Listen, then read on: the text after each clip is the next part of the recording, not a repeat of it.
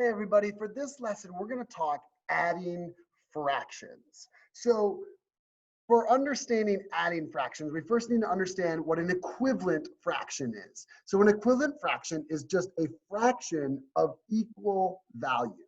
So it's a fraction that has the same value as another fraction. That's an equivalent fraction. So let's say we were adding 1/4 plus 1/8. And those were the two fractions that I was adding together. Well, you can't just add those up because there's nothing that I can really do. I can't just do, well, 1 and 1 and 4 plus 8. That's not going to give me anything. So I need to understand what the equivalent fractions are, because when you're adding fractions, you have to add fractions that have the same denominator. Otherwise, you're not adding the same thing. So when I think about these two fractions, and I want to show those on a fraction bar. So if I have two equal fraction bars and I want to show the fraction 1/4 on this top one, I would have to divide this into 4 equal parts. So there's my 4 equal parts, and I want to show 1/4. So I'm going to shade in 1/4 of that whole. So this represents 1 whole, right? And that's how fractions work. Fractions are a part of a whole. So this represents 1/4. Now I want to add that to the fraction 1/8. So what does that look like? Well, I need to divide this up then into not fourths, but eighths. So I'm going to separate this into eighths. So I can do this by separating it into fourths. And then I know that 8 is 4 doubled. So I know that if I just take my fourths and divide each of those in half, then I'm going to have 8 parts total. So you can double count to make sure I have 1, 2, 3, 4, 5, 6, 7, 8 equal parts. Now I'm adding 1/8 of that together. So I'm going to shade in 1/8.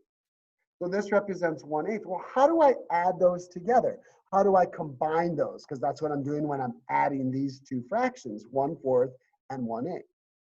So you need to think about, well, I can see here on my fraction bar that an 8 is really half of 1/4. So if I go back up here and I move this, if I take this section and move it up to here, it's going to take up half of this 1/4. So it's going to take up this area here. And you can combine those in this way, and you can see that, oh, well, wait a minute. 1/4, what's another equivalent fraction of 1/4? Because again, you have to have the same denominator when you're adding fractions together. So I can see that 1/4 is basically 2/8. So I can rewrite this as 1/4 is equivalent, it's an equivalent fraction of 2/8. You see the 2/8 represented here by my 1/4, okay? So that I can rewrite this as 2/8 plus 1/8. Now my denominator is the same. And when your denominator is the same on a fraction problem, you can add them together. So I'm not going to add the denominator together because I still have 8 equal parts. But I can do 2 plus 1. I know that that's 3. And it's still in eighths. So I'm going to write 3/8. So another way of looking at this, instead of moving this up, we can move our 1/4 down. And I know that my 1/4 is 2/8. So I'm going to add 1 2/8 to this. And notice I have 1, 2, 3/8. So this is 1/8 plus 1/8 plus 1/8, giving me a total of 3/8 when I add these two fractions together. So that's how you add fractions. Now let's take a look at another type of problem, because in our project, on our locker project, you guys are going to be working a lot with rulers and tape measures, and you're going to be learning how to measure things using that. So up here we have a ruler, and you can see clearly here that it says fill in the numerator for each fractional amount according to the ruler. So if this is my whole, let me go ahead and open this with Cami. And if you think about on any kind of tape measure or ruler, you have whole inches in this case, right? So if this was an inch and this was my whole inch, so from here, this is 0 to here, this is 1 whole. So this is my whole. what fractions are all of these? So a typical ruler is divided up into parts or fractions. And so you can see I need to count up the parts so I know how many are in the total. Well, you can see here the denominator is already 16. So I can take this idea and I could say there's 1, 2, 3, 4, 5, 6, 7, 8, 9, 10, 11, 12, 13, 14, 15, 16 parts. So that 1 inch is divided into 16 equal parts. So here's 1 equal part, 2 equal parts, and you get the idea. So how many 16ths would be this part? Well, I got to count. Here's 1, 2, 3 16ths. So this would be 3 16ths. Okay. Now, if you notice 2 16ths, so here's 2 16ths, is the equivalent of, and notice this line's a little bit longer, because an equivalent fraction of 2 16ths would be 1/8. And so that looks familiar from our other problem that we just did.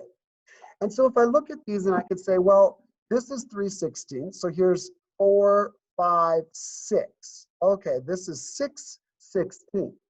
Well, I can reduce that. This is what reducing fractions is all about.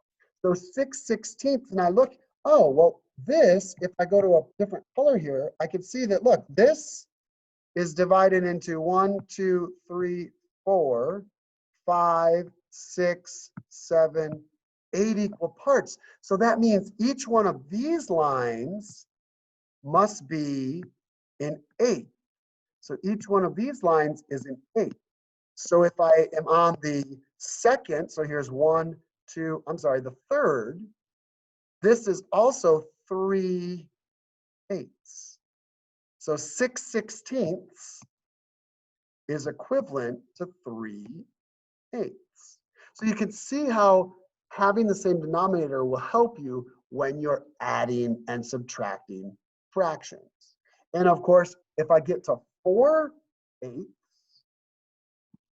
that is equivalent to 6, 7, 8 16ths. So 4/8 is equivalent to 8 16ths. Now this should make some sense because you also know that, wait a minute, 4 is half of 8.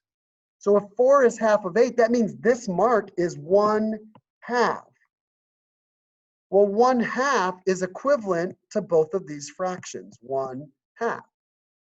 8 is half of 16, so that is also 1/2. 4 is half of 8, so that's also 1/2. So this mark here, this 1/2 mark is 1/2. It's also 8 16ths. It's also 4/8.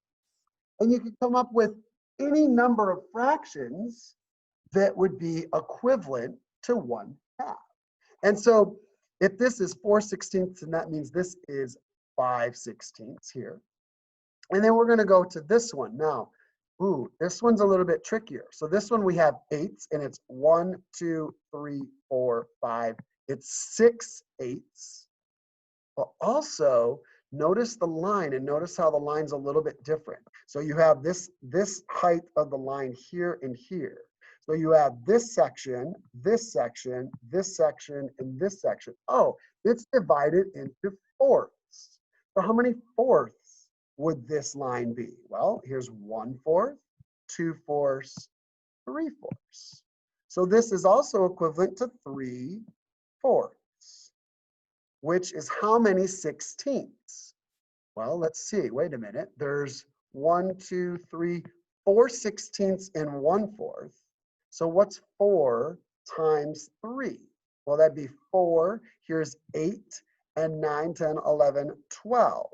So this would be 12 16ths. So 12 16ths is equivalent to 6/8 and 3/4. And this, of course, is 14 16ths here. And then this one, notice this one's at 1 whole. So how many 16ths would a whole be? Well, it's all of them. So it's going to be 16 16ths, which is also going to be 4. So 16 16ths is also equivalent to 4/4. 8/8, and it'd be, let's see, it'd be 4/4, it'd be 8/8, it'd be 16/16, it'd be 2/2. So those are some other ways to look at equivalent fractions, okay? So then when you get to this section down here, use this table to enter equivalent fractional values. You want to make your values in 16ths. So you want to turn everything that we're working with, each of these fractions, into an equivalent of 16ths. So then you can add and subtract and work with those. So how many 16ths would an equivalent fraction of 1/8 be? Well, we already covered that up here. We said that 1/8 is the equivalent of 2/16. So this is going to be 2/16 down here. 1/16, of course, is going to still stay 1/16. So I want you to work on the rest of this. And then you're also going to be working on adding some fractions. And so you're going to need to convert some of these fractions. You're going to need to come up with some equivalent fractions to be able to work with them. And so you can see some of these problems here have all the same denominator, but you need to look at those fractions with different denominators. So I hope this helped you, get you started on today's math work. Make sure you turn in your work today since it is a virtual day, and I will see you guys all on Zoom tomorrow. If you're struggling with any of these problems, make sure you get on our Zoom. My office hours on this day, this virtual day, my office hours are 8 to 9 in the morning. You can get on our Zoom, or from 2:15 to 3:15, you can get on our Zoom and get some help on some of these problems. So I hope to see you guys later today and help you work through some of your math. Have a great rest of your day.